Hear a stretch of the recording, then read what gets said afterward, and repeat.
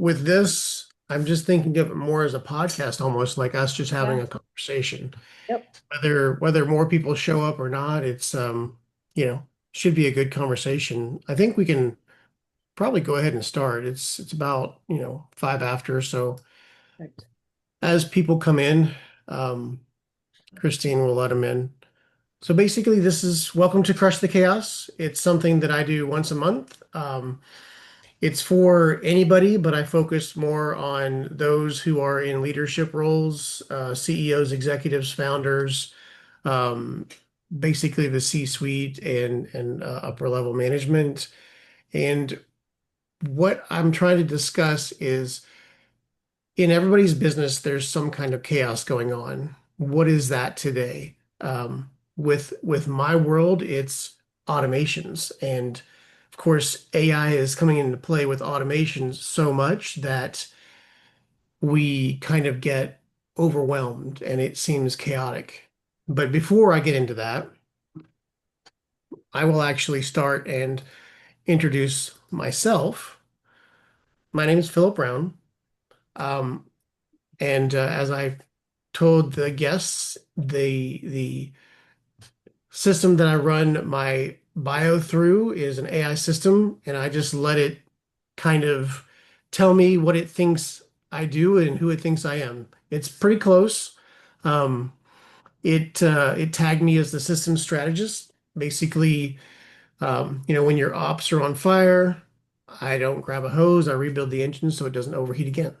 And this is essentially what I do for companies who are in the 2 million plus range, that are kind of ready to start organizing. They're out of that initial startup and, run like your hair's on fire stage, and they really need to like figure out systems and processes that they can put in place.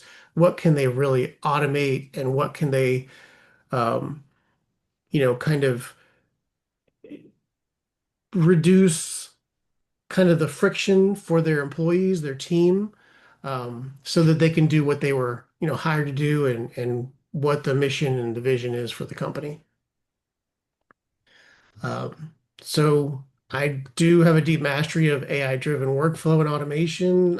Clarity PPM is a project management software I work with extensively, and my background is a master's in software engineering. Um, Back when it was a one category degree and not a 50 subcategories of software engineering. Um, and then the next person we have is Annie. Annie, it believes you're the mindset architect. Oh, So when leaders hit turbulence, Annie doesn't just steady the plane, she gives you wings to rise above the storm. How do you like that? Kind I of like a, it. I like it. People have told me that before, so I do love it. But well done, AI. yeah. So, and then I don't know if you want to go through a little bit about yourself. Sure, I'll just make it really quick. I built three different companies over the last 15 years, and a lot of them were focused on leadership and team performance. But what I realized was if you don't, as an executive, identify what is the trauma pattern that's holding you back from crushing or moving through that next level of revenue, you're going to get stuck, your team's going to get stuck, and you're not going to go after the success that you really want to experience. So, as the mindset architect, I'm obviously here to make sure that your mindset's on track, but also that the patterns of your subconscious don't sabotage you as you move forward into more success in your entrepreneurial journey. So, trained hundreds of people, hundreds of teams all over the country, and now I'm much more excited about helping individual entrepreneurs shift the mindset that's holding them back in the subconscious space. Awesome. I can't wait to hear more on that. It's one topic and in one area that's always interested me is how to really tap in and get your subconscious to listen to you. Ooh, we can talk about it for sure. Awesome. All right. And Mary, you're up next. You are the tech guardian, Mary. When technology chaos strikes, Mary doesn't patch the leak. She fortifies your digital fortress so it stands strong. Is that pretty good? It's close. I'm like, it definitely gives a different view or yeah, point of view to what I do. So I'm like, I like the tech guardian. I like that. Yeah, Feel like it's a Marvel character almost. Definitely a Marvel character. I love.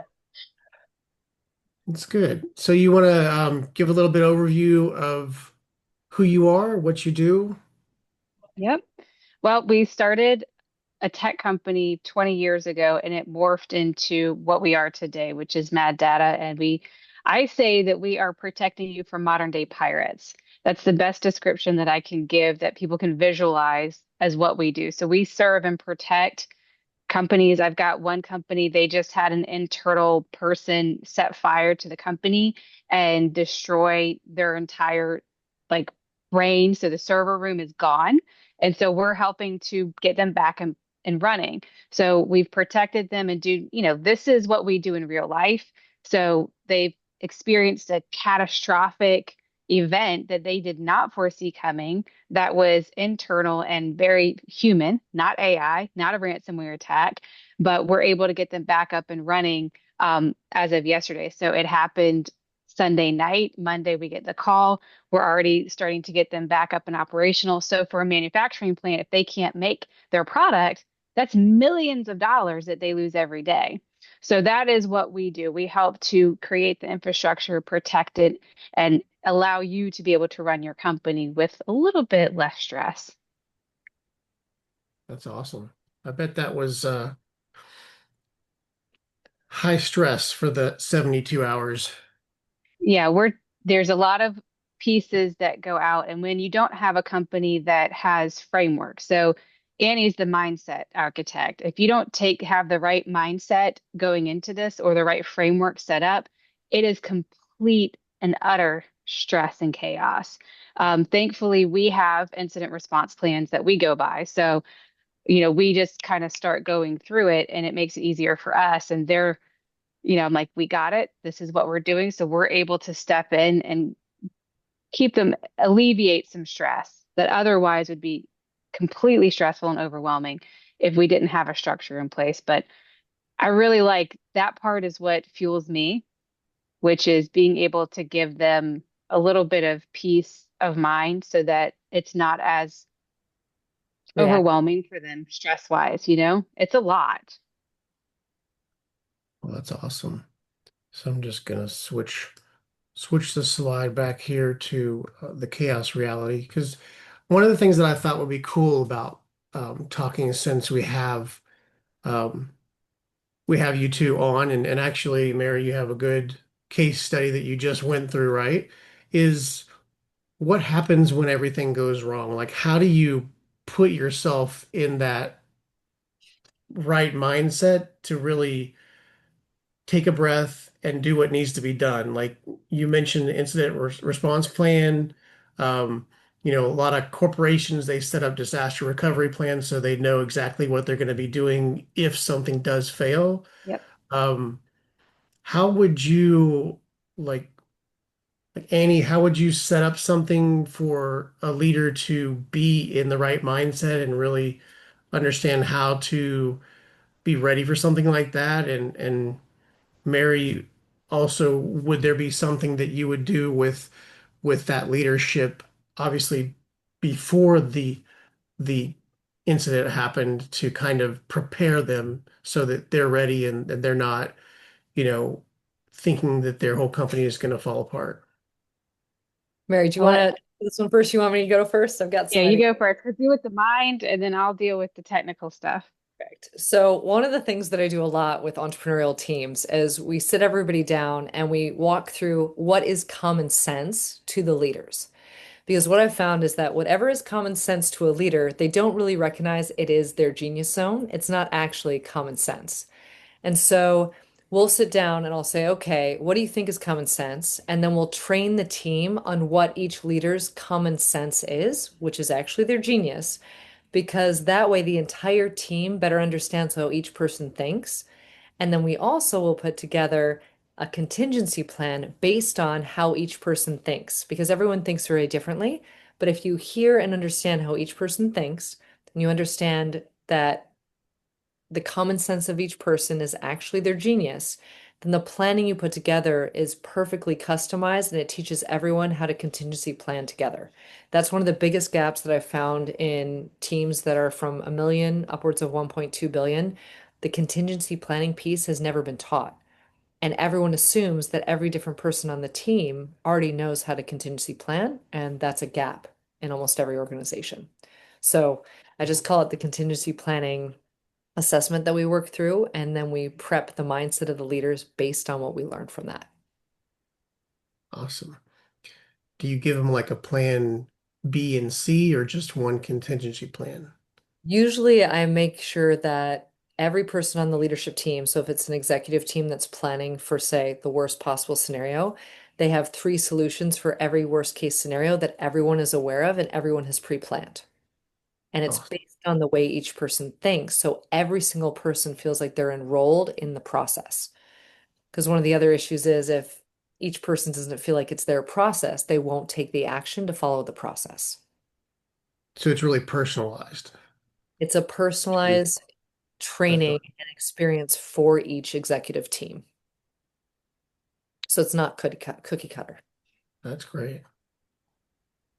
So how about the technical side of that, Mary?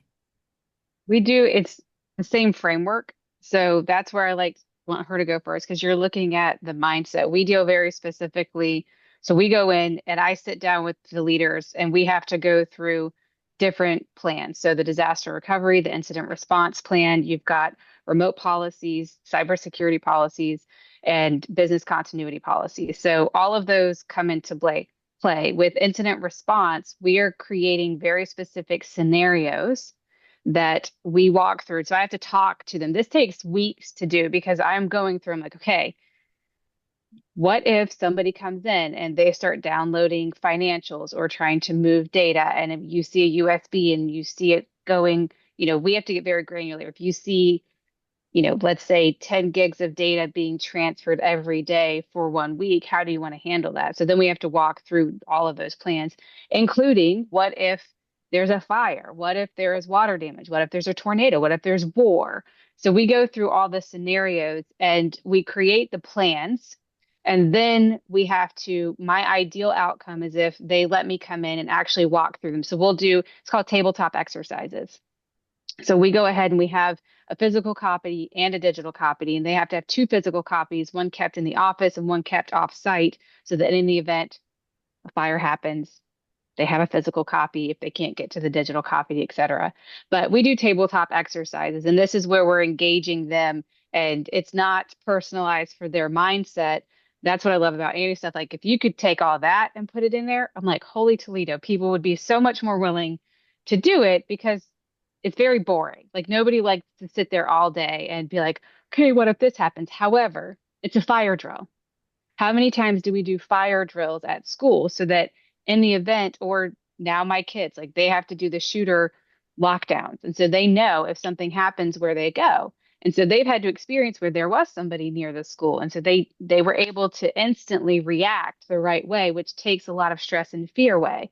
So that's what I love about doing to get rid of chaos. Chaos comes from fear and ignorance. And so if you can make somebody understand, like explain it to them so that they understand it fully, and then they can repeat it back to you, then they know how to manage it. And that's how you manage chaos is when you understand what's going on and eliminate the fear. So if you run through every fear, worst case scenario, and you know how to respond, then you're actually empowered. And that's my goal for companies is like there's no need to fear a fire, there's no need to fear a ransomware attack, there's no need to have chaos. Chaos is because you chose that you wanted that. So when you're proactive and you go through these exercises like what Annie does, investing in the incident response plans, the disaster recovery, all of that stuff, you're eliminating so much stress and you're actually going to be more profitable because you're not going to have as much downtime because you know exactly what to do and when to do it. And I love that Mary shared that because, if you think about it, and my previous career was in counterterrorism, working for the DIA, and then I had a training facility where we did a lot of live scenarios for families, teaching them how to be more safe and secure. And it always made me laugh that the families would come in there and I would ask them, have you ever practiced for a fire in the house? And they'd all say no. I'm like, well, how do we know that if there was a fire in the house, everybody would feel confident? We don't. And so just like Mary said, right, running a family through putting blindfolds on, trying to get through their house at a low level, being underneath the smoke, practicing that builds so much confidence. And really, in order to deal with real or chaotic realities that happen all the time, it is like Mary says, it's completely about knowledge and, learning something new and then building the confidence around that new thing that you learn. And I think we both do the same thing. We just do it, through tech and structure on one side and through mindset Hmm. on the other. Hmm. Yeah, I think I like you mentioned about the, family piece of it too, because that's one of the things that my family and I have is we have a plan for all situations. It kind of derived from living in the country for so many years and being around basically in the middle of nothing. Yeah. Uh, but we have a what I call a city plan, which is if something happens and we get split up, we have a point to go back to. We all understand that that's where we're going to go, and we're not like scattered.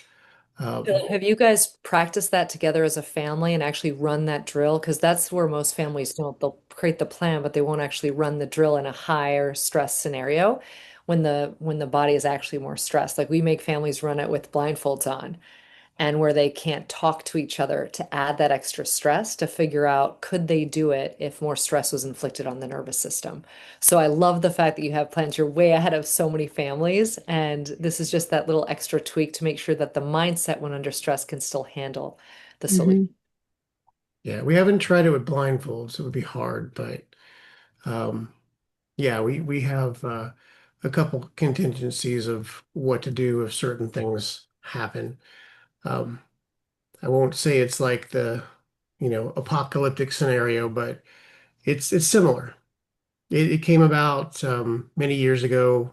My dad was in the military, so we always had some kind of contingency plan if something went wrong. And then he was in law enforcement and tactical specialist and stuff like that. So we always knew um, where to go, what to do, when to do it, But that's who to so find. unique, Philip. Like you were so gifted with that background from your parents, from your dad.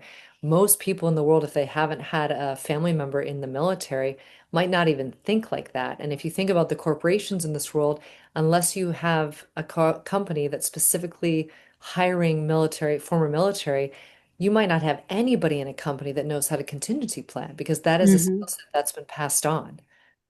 Yeah. And if I were to like bring this into like an automation set, it's kind of that human automation, right? You practice it, you write it down, you Yep. figure it out, you plan it, you practice it over and over, and then it becomes an automatic process that you can do when that decision needs to be made or when you have to do that or when that circumstance comes up.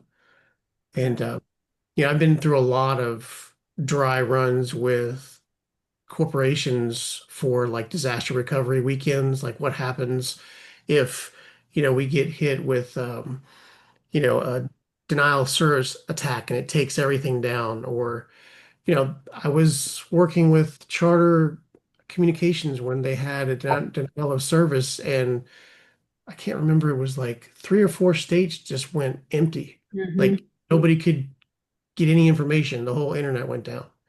So that was probably 10 years ago now. But it was interesting to see how everybody reacted during that process. Um, and within the department that I was working with, they had a process. Other departments were freaking out because they didn't know what the next step was. So it's definitely really, really important. Mindset so you don't freak out, and then the plan.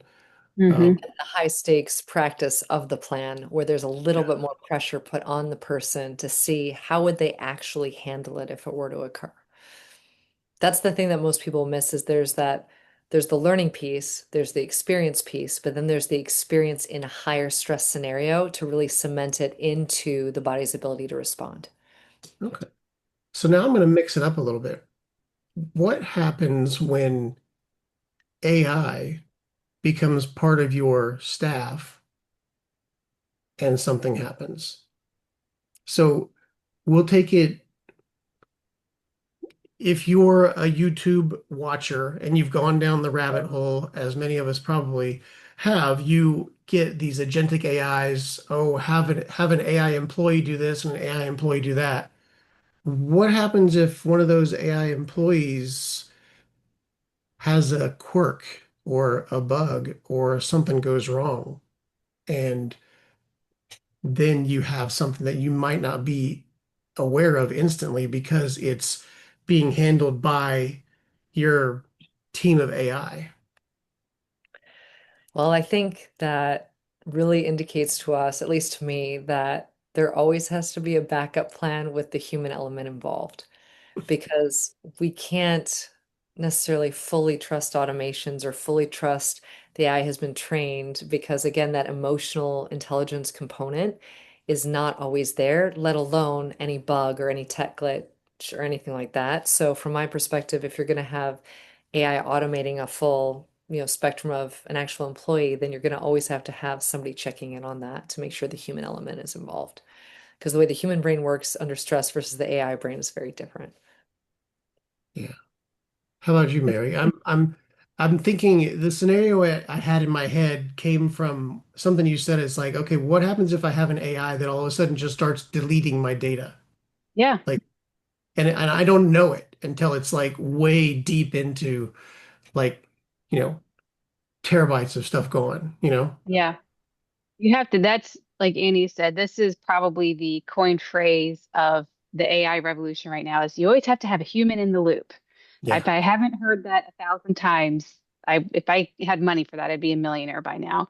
But the practicality is that you do. So the mechanisms, everything for me goes back to a framework within cybersecurity or compliance. So if you have NIST or CIS or ISO 27001, these are basic controls or blueprints to how to run a company with security. So within that, you're going to have different suggestions, guidelines, handrails or guardrails, and controls that need to be implemented. One of those being if you have bots that have access to sensitive data, you are responsible for that. So this gets in the deep weeds of how do you protect that? You have to have somebody watching what's going on. You can never, I wouldn't let an employee, a human, let them loose and give them access, unfettered access, and not watch them. It's the same component. The difference that we have is if you have something that is virtual based, if it's dependent on the internet, what happens if the internet goes down? Who then is responsible and how do you recover and can have business continuity in the event that that entity is no longer live and functioning? Same thing with a human. You have to have your SOPs, you have to have a standard operating procedure written down, you have to have basics, a knowledge base created within every company, right? So that you understand the role and what their key components are and how they're doing it. Because in the event that someone dies physically or you have a rogue AI person, how do you know what to do and how do you know how to rebuild that quickly? Because if you've become dependent on any one person, that's a dangerous place to be in general, let alone an AI person. So for me, there's cybersecurity tools that you have implemented that can monitor all access and what they're doing, and you set up what's called least privilege model or zero trust models. You would have to have that for everybody so you can really see what everybody is doing, and you have to watch it. You have to watch every bit of what they're doing and never take your eyes off. So it can help the process and the workflow be more efficient, but it doesn't abdicate your authority and responsibility to monitor it and make sure it's doing what it should be doing, just like a regular human. I wouldn't put my kid over sensitive data and then say, hey, I trust you. It's the same model.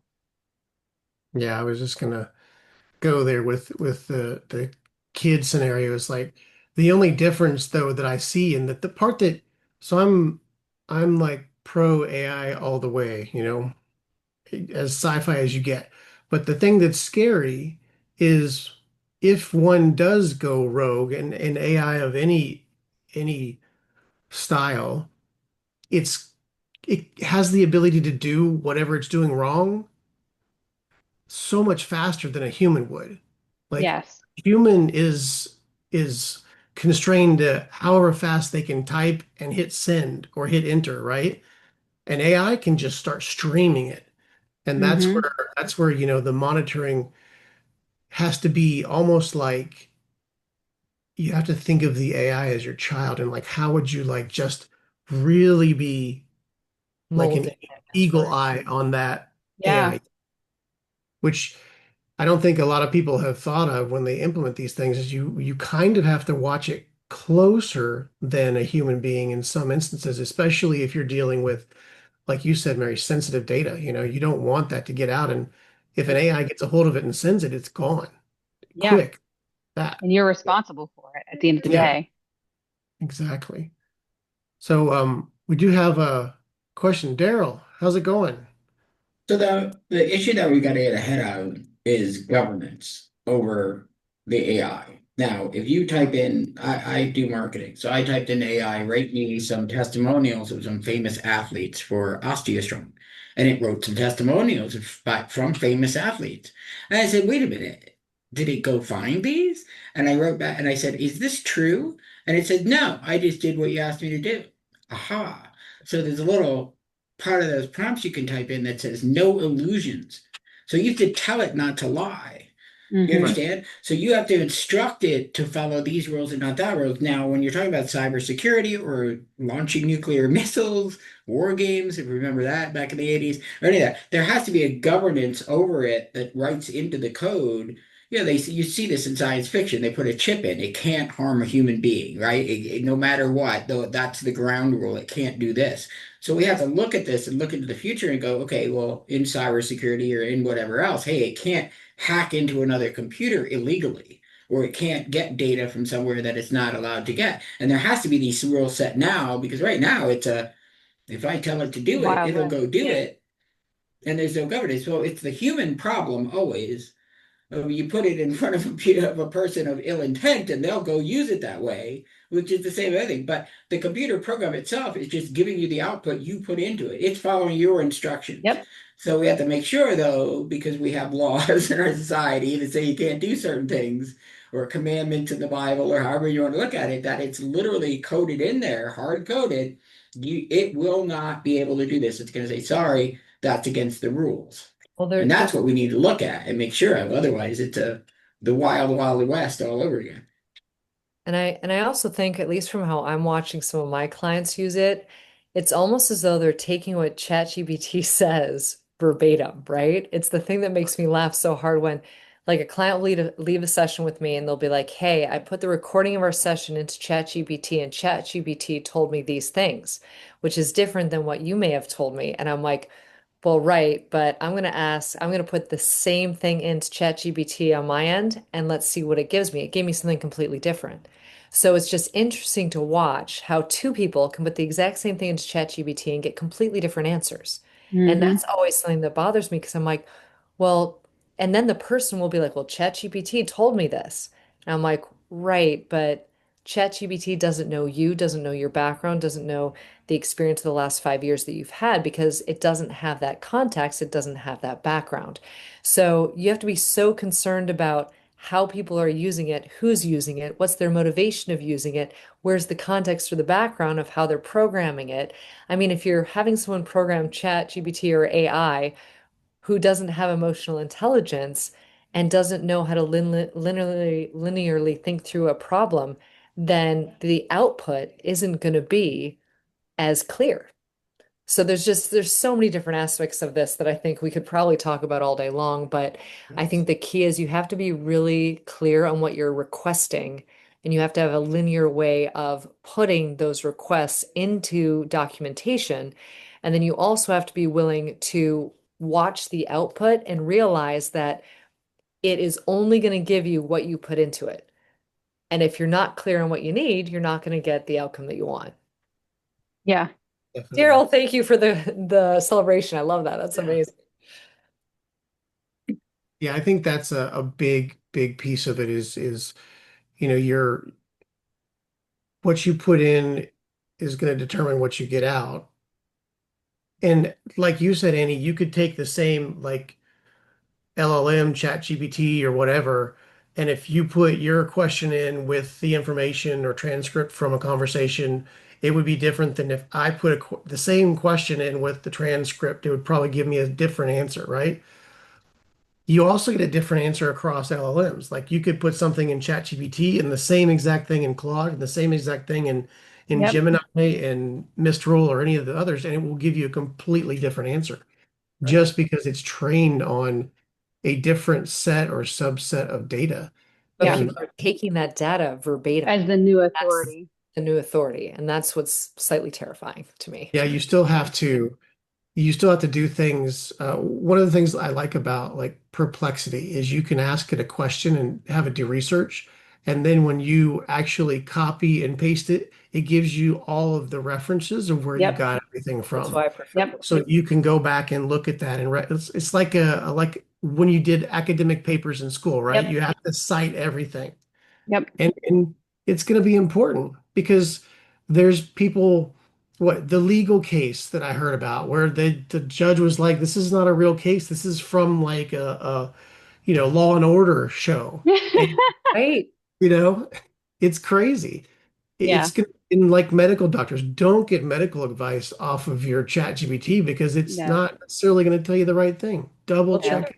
the other thing too is like even in the scientific community, right? There are all these issues with the journal articles being, put out there because a lot of the journal articles they omit certain key pieces of information. But then if you run a bunch of journal articles through Perplexity or ChatGPT and you're like, summarize these for me, it's not going to pull the as much of the relevant data because the person that created the study isn't the one programming the AI, right? So there are just so many gaps and omissions that could occur. And my biggest concern is that people take the information, they input it, and then they take whatever comes out as, oh, this is my new way of thinking. This The is my new new gospel. paradigm. And Yeah. they've done none of the work to really shift the paradigm. The problem is in the branding, it's not intelligent. All it's doing is scraping data that we said before and then regurgitating it to you, creating the illusion that it thought about it. But it's just pulling from the internet stuff and giving it back to you. It's not Yeah, intelligent.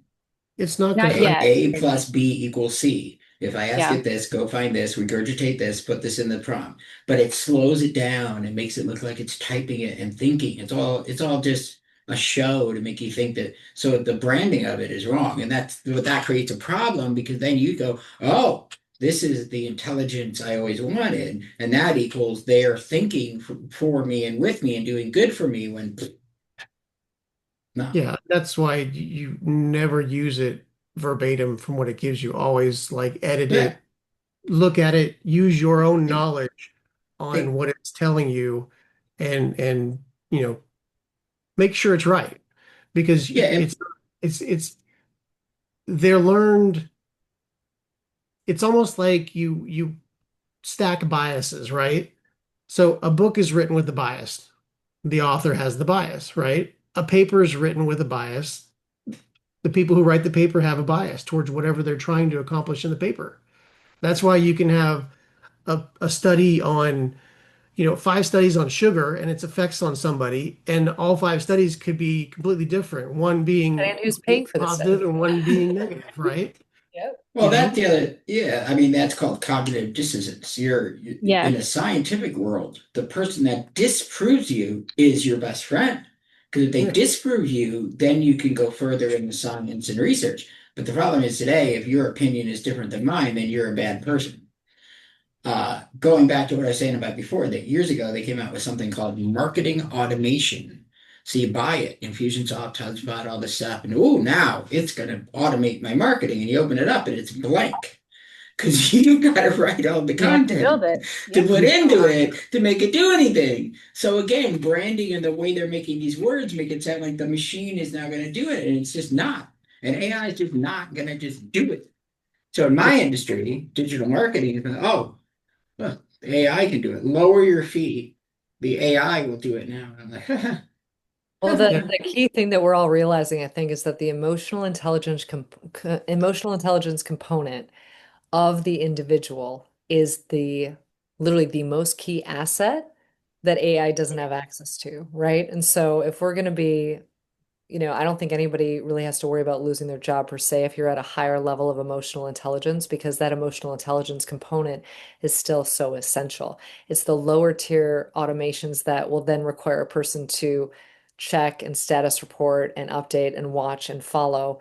It's that type of stuff that I think people are going to be using it more for, but they're going to think they can use it for higher level things, and then they're going to be sorely disappointed, I think.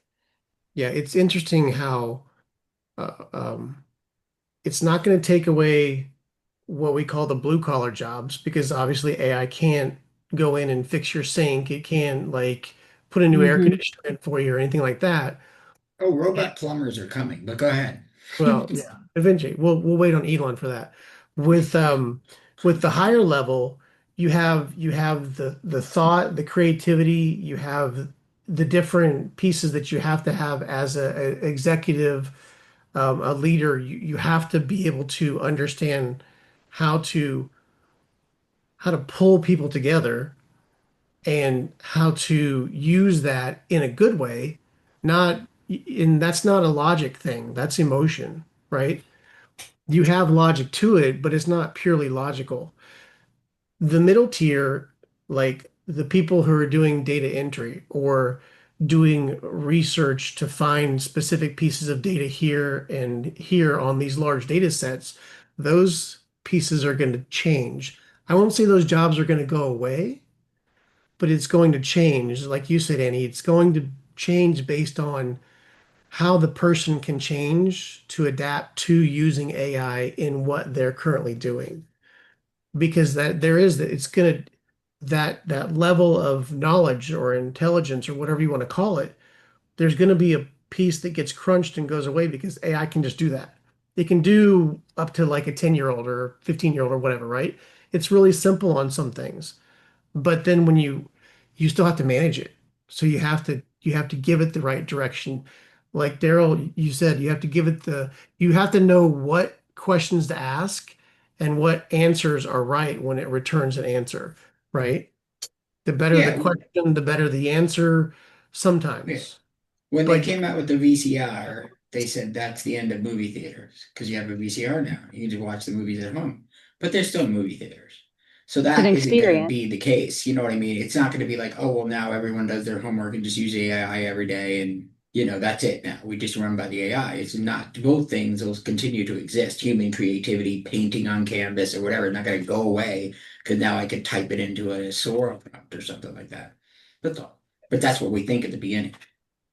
Yeah, I I think, mean, hi, I'm Greg. hey Hey, Greg, Greg. I think AI is great. It helps you from the standpoint of being more efficient, throughout the day. Mhm. But I do feel that there needs to be, when we were talking about IT and contingency plans, there needs to be some guidance within organizations because, if you're at work and you're putting in confidential information to get an analysis of it, I mean, you're putting data in the cloud version. It's kind of like TikTok algorithm learning kind of what you watch. You like to watch cooking channel, it's gonna keep putting recipes in front of you, but you're putting confidential information in the cloud. Um, so I think that's kind of, I know companies are installing like local AIs Yeah. within their organizations, but I think, you just need to be careful in those guidelines. There's a lot of talk. I was at an AI summit a few weeks ago speaking, and there was a board. So in Texas, they're putting a lot into the governance piece of it, which is exciting. But then I'm like, we don't have really enough experience to govern something that we don't fully comprehend it yet, but they're at least making strides to do that, which is exciting. And they didn't, a lot of it goes back to frameworks and then the compliance piece, which they're leaning on for the governance and the enforcement. But that's at an enterprise level. I think the real danger comes in for small businesses and medium businesses that don't have the resources, they don't have the people, they don't have the physical. So that's who's relying to me the most on the agentification of roles because they're trying to do more with little so that they can create more and produce more so that they can make it. So it's going to be interesting to see how the governance piece plays out through time and as AI continues to grow and actually learn because the more data we're putting in, the more it's learning from itself. then creating private models, like you said, Greg, that's essential. So I think if anything comes of this conversation for anybody that listens, don't put sensitive data into the big GPTs or the big model because you shouldn't have that data out there and you can check it, right? Like this is one thing if people are worried about it in smaller organizations, you can go out and ask ChatGPT, like, look at this company for this data, see what you can find. You can make the right prompt to tell you if it's putting it in there. It's like teachers putting the hidden Easter eggs essentially in their assignments. My son, I've watched him do this, right? He's like, I'm super smart. I'm going to go in and use ChatGPT to write my report and then humanize it. And he goes through so many steps so that he doesn't have to do the work, but he's still doing the work. And I'm like, couldn't you just like use your mind and done it yet? But it's all the checks and balances that are being built right now that I'm excited to see because people are afraid because they don't understand it. Just like I think Daryl was saying, the VCR, right? It's the invention of electricity. This is something that's fundamentally changing the way we exist as humans in this experience. And how are we going to use it for the betterment of civilization when we have people who are going to use it nefarious? So, what are the checks and balances that we're going to implement so that it can grow? So there's a little skit they did with a cowboy, and they talked about electricity. And he says, "You're going to install something in my home and require me to pay for it for life? No thanks. That's electricity, right? Now we have to buy electricity every day. Yep. Well, we didn't have to up to 1885, Yep. right? So all of this is like it's like, oh, now our lives are going to run this way.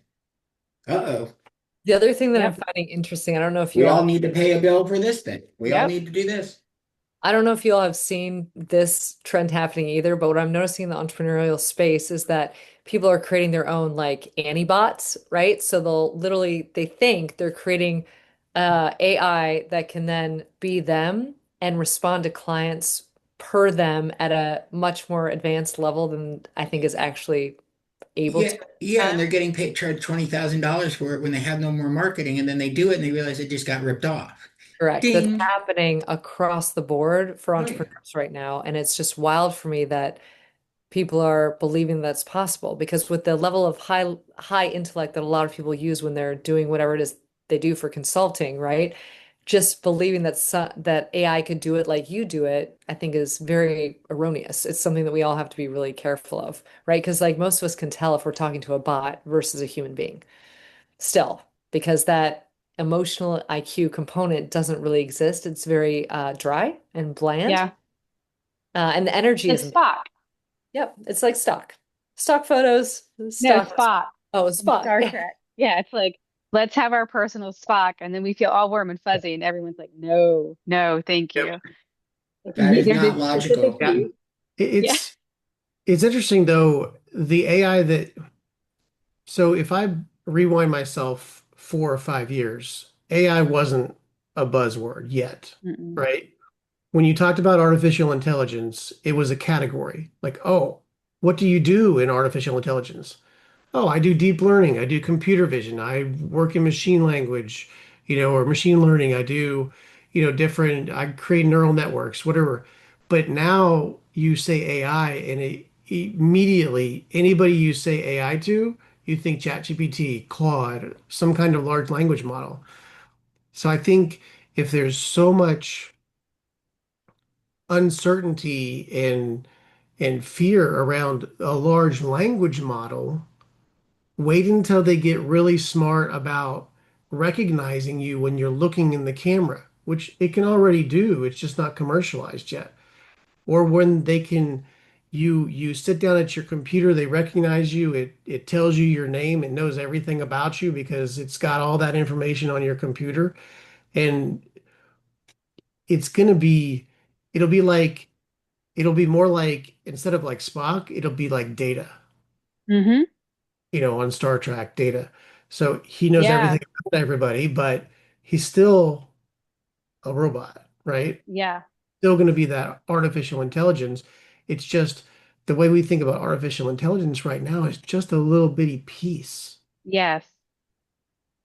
We're not ready for what's coming down the line. And frankly, the infrastructure is not there. That's where the quantum computing, once that comes into play, that's going to change. Like it's here, it exists, but it's not open market yet. So once that's in place, then the speed and processing at which AI is going to do, and you're exactly right. There's only a basic, like we're on the bottle, right? Like we're not Exactly. even eating most foods right now with it.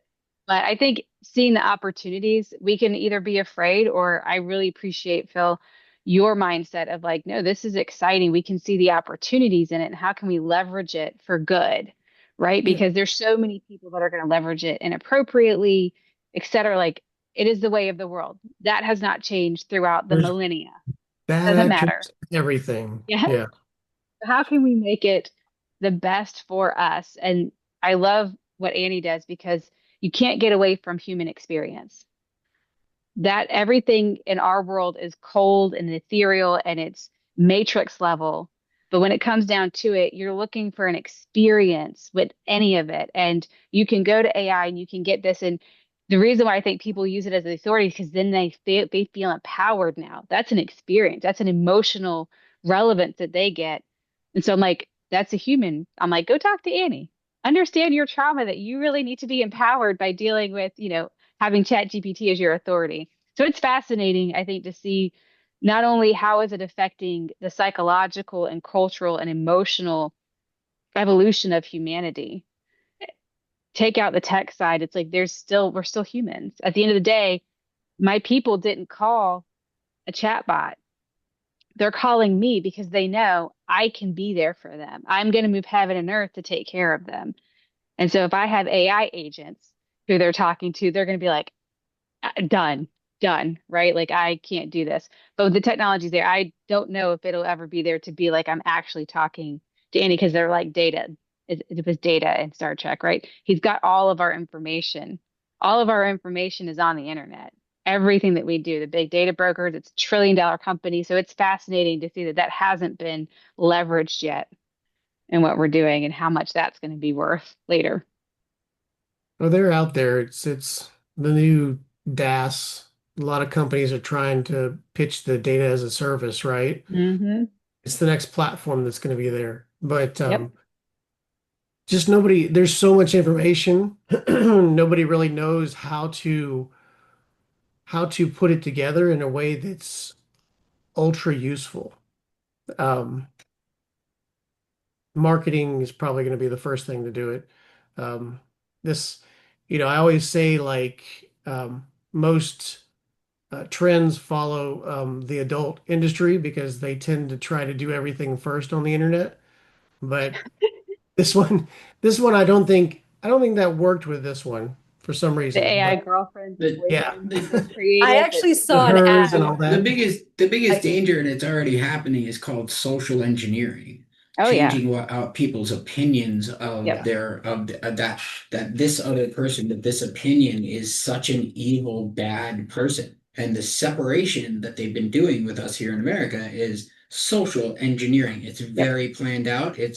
And the AI is coming into it and all that kind of stuff. And that's what you got to really watch for, We I have a think. And we it's have a already in the cyber politics. we have a cybersecurity expert on the call. What's the weakest link in a company? Human element. And Always. that's yeah.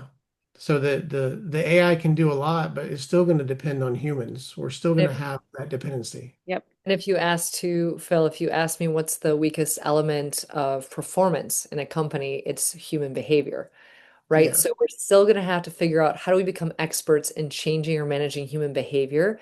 right. And that's not something that AI can really do other than potentially condition us to think Yes. differently or to believe that the AI generation of the output is smarter than we are, right? Because that's the thing that Yep. I'm watching happen with people. And it's amazing to me that they're believing that AI is smarter than they are about themselves. It's so unique to watch. It's Yep. crazy. I wouldn't ever say the AI is smarter. It's just faster. It's just It's faster. faster. Yeah, it's You just know, I faster. can I can gain the same knowledge by reading all the books on my bookshelf. It'll just take me a lot longer than asking the right question to a large language model that's learned all of my books on my bookshelf, right? So, Yeah, we know enough about human psychology now and how our brain works and different types of personalities and everything that you can program it. So there's a site called Crystal Ball where you put someone's LinkedIn profile into it and it will tell you how to approach them based on their personality type. Some people want information, some people want a joke, some people want a story, and it tells you based on their thing. But that's all research. We Yep. did this. We created all this research. Yes, the computer is able to sort it all out faster as usual, but we did all this. We're at this incredible understanding of how we work and how to dupe us into buying stuff or whatever. well, Now it's just going to get put on turbo speed. we're all I won't say victims because if you think about it, we're not victims of it, but we've all been duped by our cell phone. Every Hmm. application that you have on your cell phone, who on here has read through the terms of agreement for every application they have on their cell phone? That's I will right. guarantee you that in those terms of agreement, it has use of everything on your phone Yep. in You almost have to be every very application. specific to change it too if you want it. That's the thing with, forgive me for interrupting you. I get a little Oh, you're fine. hot-blooded about that aspect because it's data privacy, right? Like we Yeah. abdicate our authority all the time Yeah, and we don't even think about it. Facebook ads lost billions of dollars when Sam Cooke said, no, you're not being going to be able to tap into the whole phone and see all the behavior of the person on their phone. And Yep. they started losing billions. And now Facebook ads are way more expensive, even though they still do them all the time and advertise them. Well, They don't work nearly as well. a little secret, the pixels and the cookies and the stuff that you have on your browser, you don't need those to figure out where you are and who you are. Like Yep. there's one element that every person, not even a VPN can restrict it. You can figure out where you're at, who you are. It just takes a Yep. little bit of digging. Yep. And that's the That's why thing. you should sign up for Phillips Brown program. Find yourself. You already are where you are. It's $10,000. Thanks, I, Phillips. I I went down that deep hole of like hacking the browser and figuring out exactly where what data, all the packets that were sent, what's in the Yep. packets, all that stuff. And just going through the cybersecurity courses and everything was like, okay, well, my data's there, Careful. so Yep. let me just have Yep. fun with the toys because they already know everything about me, you Yeah. know? So, and the one thing that I don't know if it excited me or if it terrified me was I think it was DEF CON 3 or 4 years ago, had two machines hacking each other. Mm, And the competition was how fast can my machine hack your machine? Yep. wow. Cool. No human in the loop, anything. It was Yeah. You just gave it a mission. yeah, You brute gave it force. permission. Yeah. To do it. And that's the thing with all of us. And all of us have said this at some point. It will do what you tell it to do and only. That's There's no it. emotion. Because It it's, doesn't say, it doesn't go back and say, oh, I can't do that. It just does yeah. it. It I David bought doesn't has a say, to make it cat. up. Yeah. it doesn't I say bought this a is cat. Yeah. illegal. It doesn't say I it, already Don. bought a cabin in Wisconsin and I got Linda Hamilton's number and Schwarzenegger's on the way. We're just going to camp out till this is over. There you go. Daryl, you need to There you go go. to Did you see Boston Mechanics, the running dogs and the robots that can walk and oh stand yeah. and fall over and get up? Oh And in yeah, I have. Yep. China, they have them playing soccer. It looks ridiculous, these robots. But we're getting there where the AI is going to walk around the building Yeah. and You see should everything go you're doing and listen to everything. It's you getting should there. go research the technology conference or a show, whatever they call it in China they just had. Oh They've got yeah. crazy things going on. That they had robots playing a soccer match unmanaged. Like Mm. just Yeah. I mean it wasn't the best thing to watch, but it's getting there. Yep. So but yeah, I was gonna say like the only way you can get away from it is go to North Dakota, buy one of those bunkers and fortify it. That's what Keep I it just out of it. said. Yep. Yeah. Go underground. Well, that's why I think too, like as people in the world, right? We have to be very careful about how we manage our inputs into our systems because every single input into your system is looked at in the evening before you go to sleep in your subconscious brain to decide what's relevant and what's not. And whatever has the most connections is relevant and is kept versus the thing that has the least connections. And I bring that up because if all of us as people in the world want to be very careful about what our subconscious brain is creating for ourselves, it's really important that we think about what are we allowing our brains to see and internalize throughout the day. And for most of us, we have way too many inputs. And so that's one of the first things that I do with a lot of entrepreneurs I work with. I'm like, let's look at all the inputs that you have and let's figure out which one of these are actually supporting the highest level of brain activity and which ones are depleting the highest level of brain activity. And let's remove the ones that are depleting so that you can be at your optimum when your brain runs through the subconscious at the end of the night to process out that which is irrelevant. So Yeah. it's an interesting concept of, okay, if we're talking about AI and how we need to program and think about working with I think the first conversation that actually has to happen for many of us is how do we want to program our own subconscious so that it's working on our behalf? Because that's going to save us so much time, so many limitations in business and personal life and relationship. But I don't think that's a conversation that many of us are having, at No, least not yet. the best Yep. realization I had about the amount of inputs that I have is so I live in Florida and I live in Tampa or the Clearwater area. So we went through three hurricanes last year. The last one pretty much took the power out for like 4 or 5 days.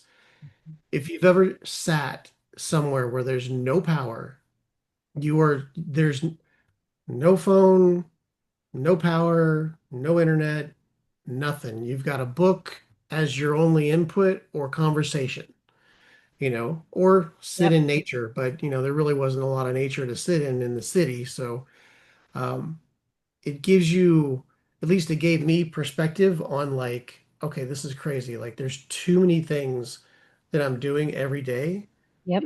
that are just not necessary. And they're Yep. derailing you from a greater purpose that you can only hear when you're actually more quiet. Yeah, Yep. Very true. definitely awakening experience.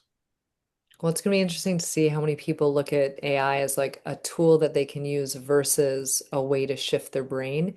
And instead, like I think we're going to see some people going to that external focus versus the internal focus. And the people that do the internal focus are going to be, I think, light years ahead of the others because they're going to be so solid in their purpose and their focus and their mental clarity.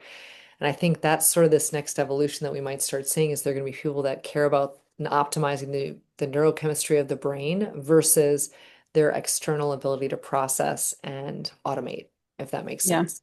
Yeah. Speaking of neurochemistry, it made me think of like the dopamine spikes and all this stuff that we get from social media.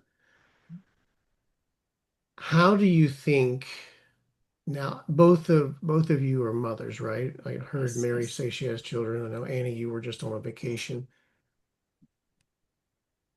In your perspective, how do you think AI being part of this like social media push, because everybody's saying, oh, you can do all this stuff on social media. They're making AI commercials now that they don't Hmm. have any humans in. And social media has already been this area of mental anguish, I guess you could say, because when you're on social media, you only see the best of somebody. You don't see the worst of somebody usually behind the scenes, right? And it's had, at least from what some experts say and people think, it's had an adverse effect on our children that have grown up with this social media environment. What do you think AI is going to do to affect that? Is it going to be a negative, a positive, or how do you think we can like keep that in reign to be a positive for our children? That goes back to parenting. Correct. I think you can never abdicate your authority. And I'm going to keep going back to that because whether you're a business leader, whether you are an employee, I don't care, especially as a parent. Every time I go out, and I'm a hard stickler about this because I'm in this world, right? So I understand the psychological, the physical impact that screen time, all of this has on our children. And then not even to mention the predatorial aspect of pedophiles taking advantage of children, right? Through gaming, through social media, et cetera. So I think fundamentally as a parent, you have to understand what your beliefs are. What is the outcome that you want? Do you want to instill natural value into your child. And so then you build all of your guidelines around that. So my kids, I'm like, I don't care. I don't give a flip. Like they're like at 13 and get a phone. I was like, no, congratulations, go get a job. Right? Like I'm not going to fund this. You don't get to have social media until 16 because you need to understand what it is. Right? You Mhm. need to understand the impact that it's going to have and not having it's weird enough to have my youngest daughter, she's 11 and watches YouTube. And so she's like, I have to have a sixth grade glow up. I'm like, let's have a conversation about that. Right. Like you're watching YouTube videos that are not real. So then you throw in AI, all of that is going, you're going to make it what it is. You get to choose whether it's going to be positive or negative. I think overall, because there is a lack of parents being parents and they use technology to babysit their children, you go to any restaurant and how many babies have iPads in front of them? That will piss me off quicker than anything because the parents don't want to deal with it. So everything is a pacifier for them. So I think long term, then you throw in the fact that you have unrealistic expectations. The mental health aspect is going to be extremely negative if parents abdicate, which they will, their role and not helping to define the man and the woman and that they're responsible for. And so they think that, even I deal with it now with my oldest son thinking that somehow he's failed at 17 because he doesn't have, not making $20,000 a month off of social media and he feels like a failure. And what is he doing? And I'm like, that's not real life. That's not. But I think the beauty of it is that it allows us to have conversations. So then we can start to teach them how to use this tool.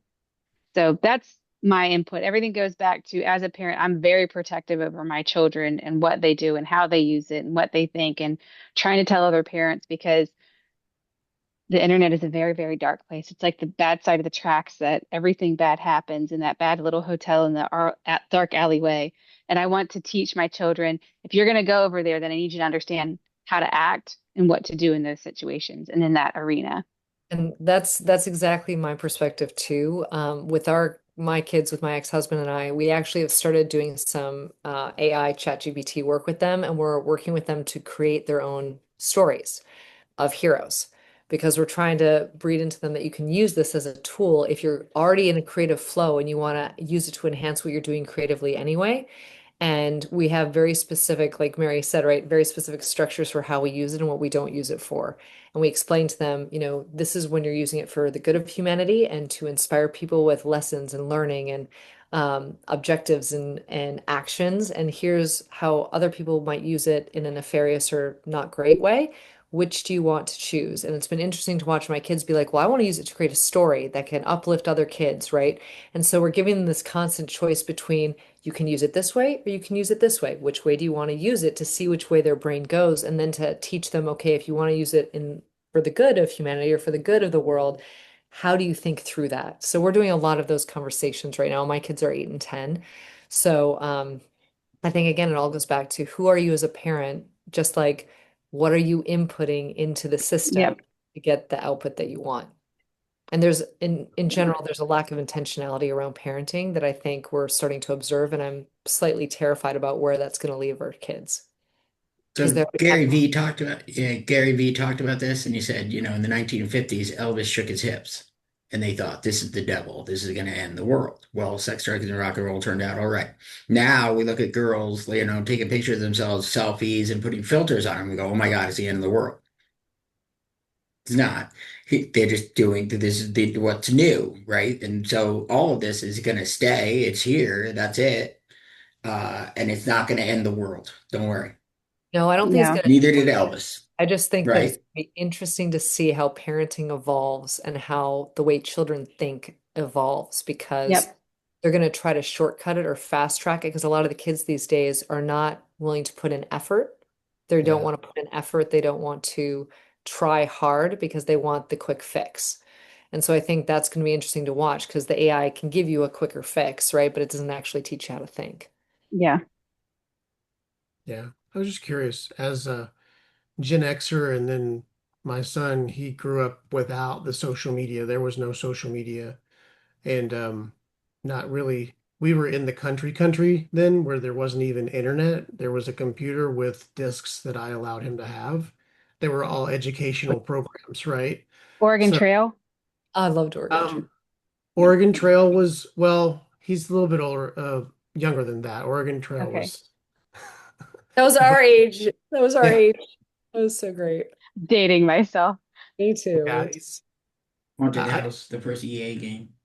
I didn't Yeah. even have a computer. I didn't have a computer until my, what, no, senior year in high school. So it was, there weren't cell phones. Definitely weren't iPhones. It definitely wasn't social media or internet. Um, so we've come a long way fast Yeah. in parenting, from going from latchkey kids to, the Gen Xers who are like, I want to give my children everything that I didn't have. And then it became too much and too fast, and Hmm. everything just accelerates. So I think hopefully we can find an equilibrium to even out the parenting and get back to what it needs to be instead of trying to let technology babysit our children. Yep. Because that's not what it's meant to do. It's there to educate and assist, but not babysit. Yeah. Yep. I think it's also teaching them socialing in a different way. Yeah. We didn't have that technology, we were socializing. You had influencers, but it was you would influence people around you trying to influence you, or you were trying to handle those situations in real life versus, through Facebook or something else.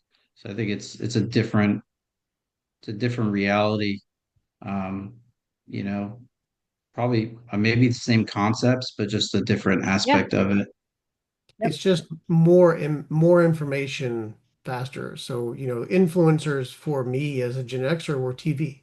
It was whatever was on TV or whoever was the local celebrity, the local popular Yep. person or people, right? Um, then the internet came and all of a sudden the whole world opened up. And now, instead of writing a letter and sending it, waiting in 2 weeks for it to get somewhere, you can do it instantly, Yep. you know, across the world. Like my wife talks to her sisters on the other side of the world every day instantly. Yep. So it's interesting and changing much faster than anybody thought it would. Every day. But it is marketing. I think that's that conversation that you said about how is AI going to affect the mental health and then our children and preceding generations.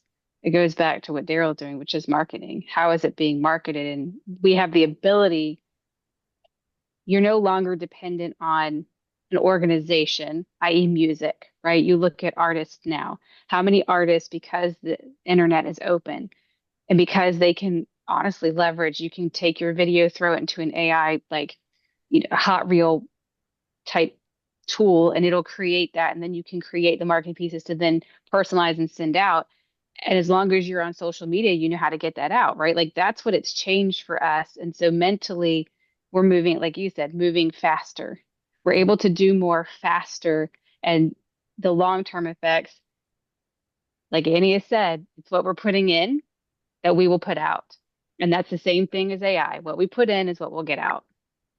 So GE and Texaco Star Theater and RCA got together after World War II, and they said, we want to sell more products. So they started making sitcoms like Leave It to Beaver, The Fonz, and Golden Girls, right? Golden Girls says the grandparents move out of the house to Florida. The Fonz, he's a teen rebel. He's going to go get his own apartment, right? Leave It to Beaver, all this stuff. All that was to sell more refrigerators and cars. The manipulation started long before the computer. Yep. Okay. And the mastermind of capitalism and what we can get pushed out and sold more. Then in the 90s, the kids are moving back with their parents, economic collapse. We'll watch a Little House on the Prairie. Everybody used to live together in one family unit. Then corporations pulled them all apart and broke up the nuclear family.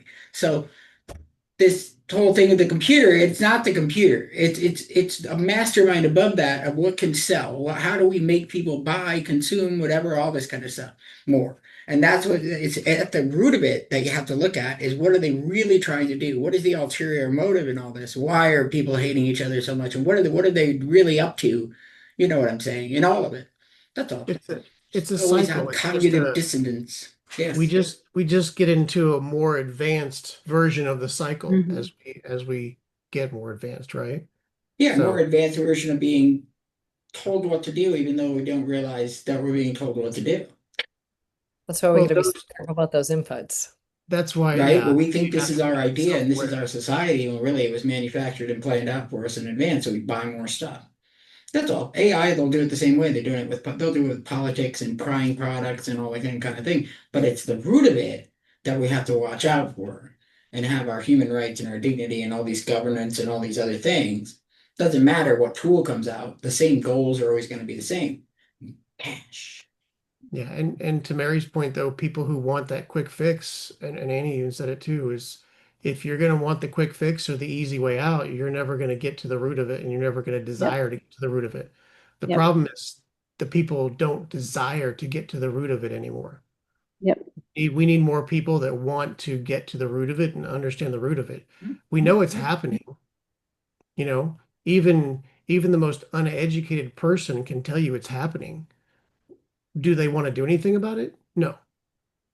So you got to get to That'll the be people. the difference. Yeah, like those who will succeed, I see long term, are those who actually are able to, it's the emotional intelligence that Annie was saying. When you can tap into that, leverage that, understand your purpose, understand, and for Daryl's point, you become the manipulator in a sense because you understand what the driving forces are and how to create the outcome that you want Well, we instead all, of being minion that's pushing the buttons and just reacting because we're up here and we understand the human element. yeah, I mean, we all manipulate to a degree, right? Yep. Ourselves or our children or families. It's how do you want to use that manipulation?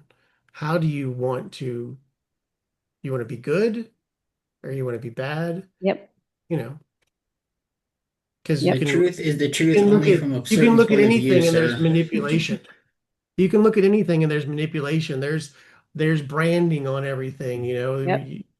Everything you drink, everything you look at, it's a brand of some kind. It's in your face. It's that ultimate commercial. You know, everybody's selling something whether they know it or not. Gentlemen, I apologize. I am actually out in Boston at an event that I'm running, and they've just come in to tell me that I need to go a little bit early to go speak. So, can I say thank you so much for having me? I am so thrilled that I got to be here. I do have to get going though, if that's okay. And if there's anything, Philip, that you need or your audience needs as they listen to the podcast, can you please let me know? Because I would love to support in any way. Sure. Thank you for joining in the middle of your event that you're having. I appreciate it. I've had great conversation. Mary, thank you as well for joining and participating in the conversation. Yeah. This is fun for me to get different perspectives and different categories or areas of expertise. Um, Greg, thanks for getting on and hanging with us.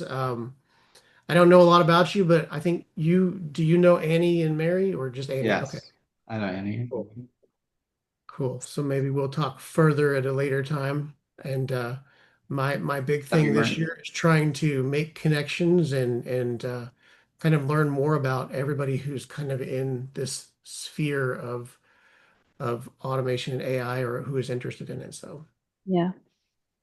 Awesome. Well, thank Great. you all so much. And thank you, Philip. And have an awesome. amazing day, everybody. And I'll see you Thanks, soon. Annie. You too. Okay, All bye. Yeah. right. Hi. Thank you. Bye, Mary. Bye. Thanks. Later, Greg.